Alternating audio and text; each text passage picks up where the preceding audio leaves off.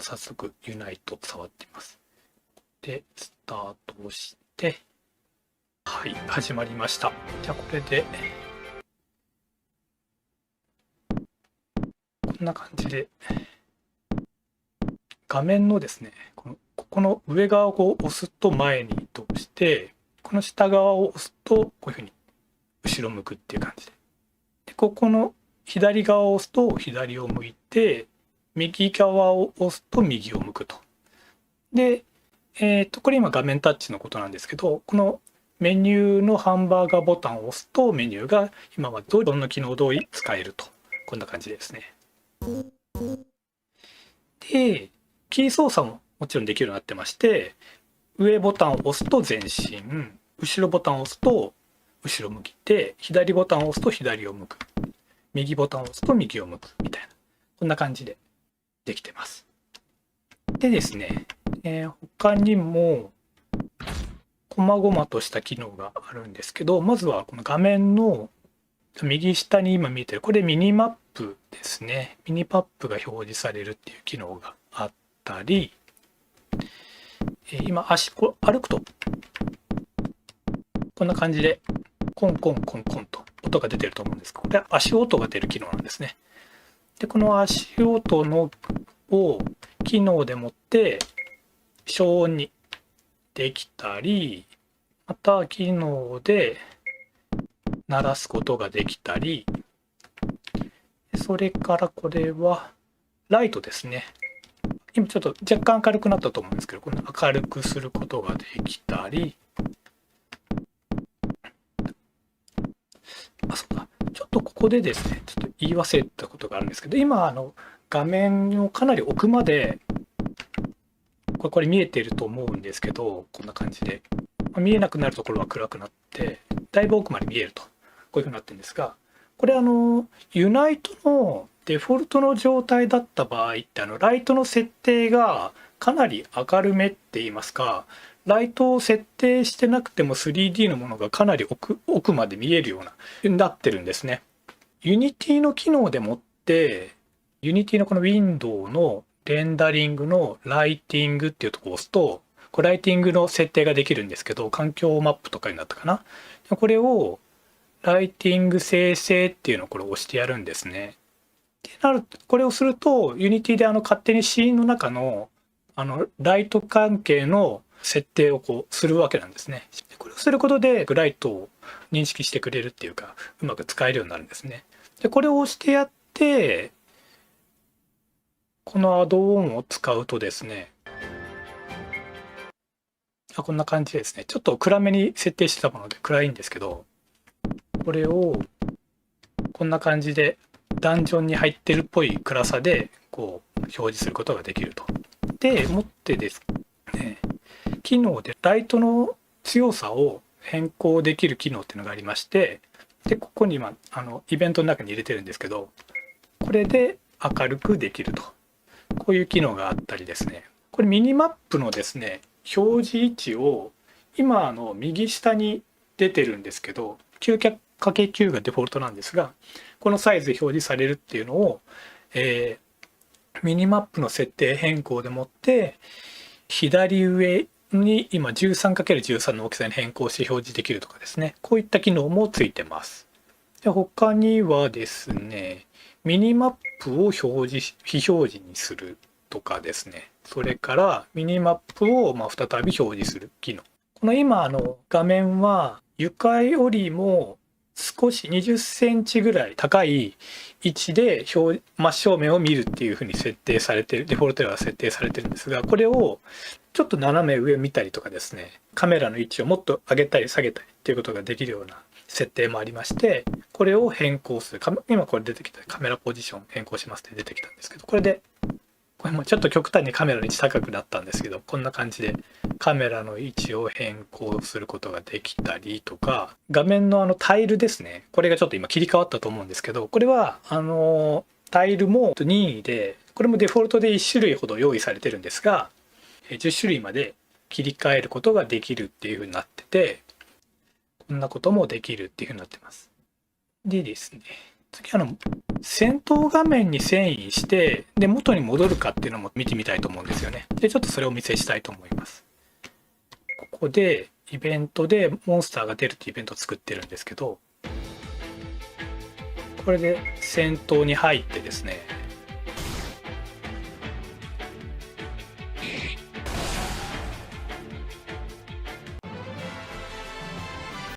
はい、こんな感じで、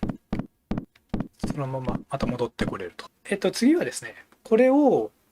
どうやって入れて使うのかっていうのが気になると思うんで、これの入れ方、導入方法をですね、次は説明したいと思います。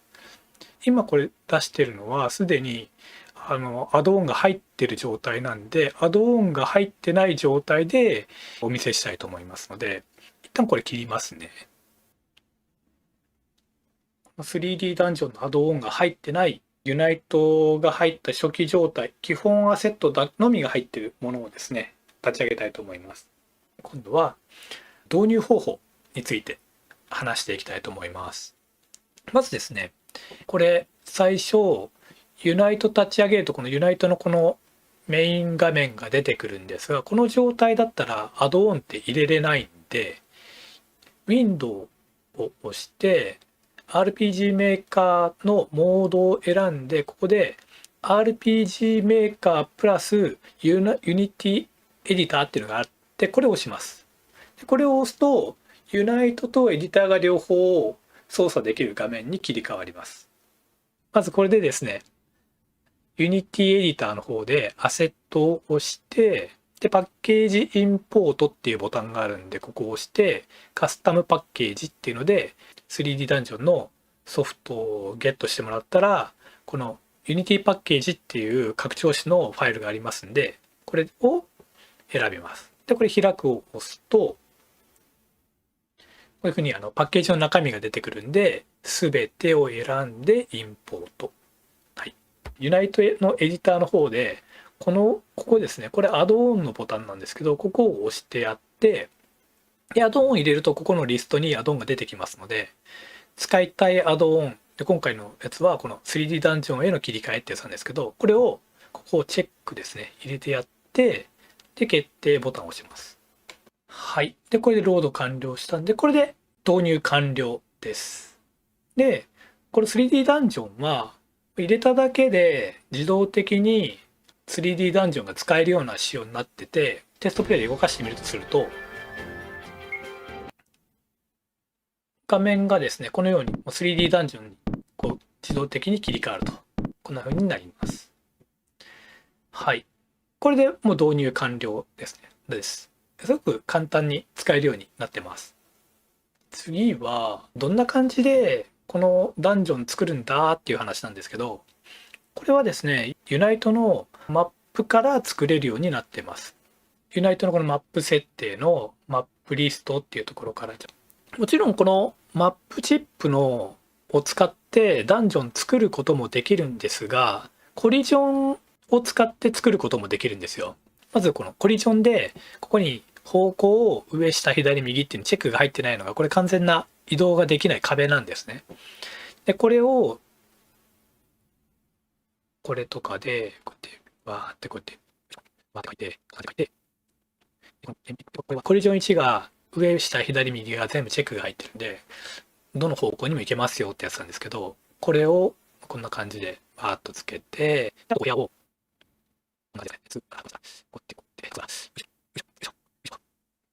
こんな感じでですね、マップを書いてみると、で、動かしてみたら、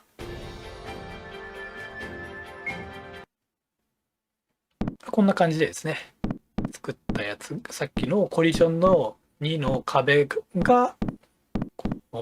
壁タイルがこう表示されて、壁として表示されると。こんな感じですね。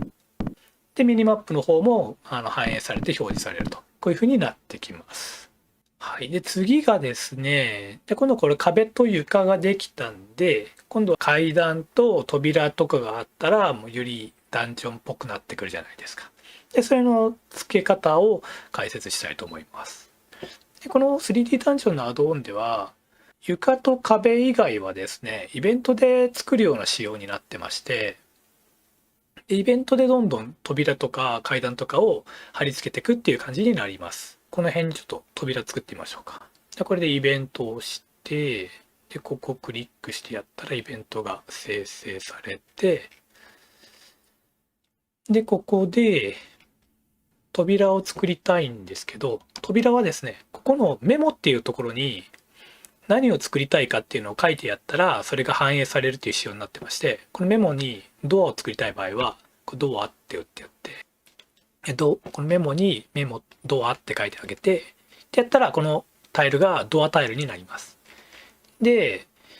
ドアはプレイヤーが接触した時に扉が開く音が出てほしいんで、プレイヤー接触を選んで、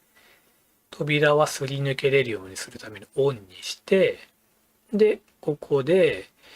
利用の SE のここで既存のこのユナイトの既存でドアの音ってめっちゃいっぱいあるんですよ。これドア1から8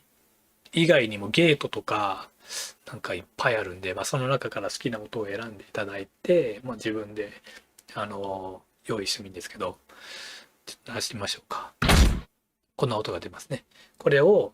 ここを通過した時に出してやりたいんで、これでこうすると。はい。で、これで OK なんですね。で、これニューゲームを押して、でこの通りですね、扉が表示されるようになりました。通過すると、扉の音がすると。で、扉も1マスあるんで、扉の移動したら扉の上にいるっていう状態になるわけなんですけど、これ実際今扉の上にいるんですね。なんですが、扉はこんな感じで見えなくなります。これ内部からはですね、透過して見えない状態なんで、扉はこの通過する前は見えてて、乗ったら透過されて見えなくて通過した扱いみたいな感じになると。こういう仕様になってます。で、次がですね、階段ですね、作ってみたいと思います。ちょっと今回時間かかったらあれなんで、この辺りに扉を階段作って上がってきたらここに上がるっていうちょっと謎空間なんですけど、こんな感じで作ってみたいと思います。じゃあまずここに下り階段を作って、下り階段を作りたい時はダウンステアーズっていう風にこのメモに打ってやって、でこれは壁にあるんですり抜けないにして、プレイヤーが接触したらイベントが発生っていう感じにして、でここでイベント新規作成キャラクター移動場所で選んでやって、このマップ1の今度ここに移動させてやりたいんで、ここはマップ1のまんまにして、で設定開始を押して、出てきた移動したい先を押してやって、で設定終了っていうふうにしたらここに飛ぶという数値がここに入ると。はい。でこれで触ったら移動しちゃうんですけど、これだとなんかちょっと階段っぽくないんでワープしたみたいな感じになっちゃうから、